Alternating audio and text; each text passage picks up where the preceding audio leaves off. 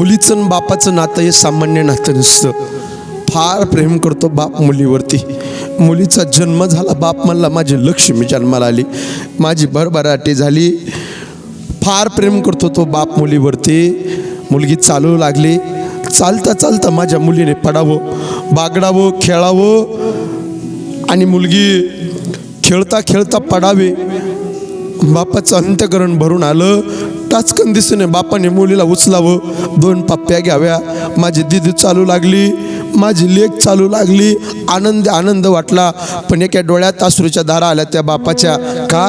परक्याचं धन आहे, आज माझ्यापाशी, उद्या लोकाच्या घरी माझी लेक जाणार आहे. म्हणून डसडसा बाप तो मुली करता रडला. म्हणून माझी विनंती आहे, एवढ्या मुली कीर्तना आल्या ना मुलींनो, ऐका. 22 वर्ष तळ हाताच्या फोडाप्रमाणे बापांनी मुलीचा सांभाळ केला. 22 दिवस कॉलेजामध्ये मुलगी जाते आणि एखाद्या पोराच्या प्रेमात मुलगी पडते ना, त्यावेळेस तो शेतकरी बाप जिवंत असून मेल्यासारखा असतो.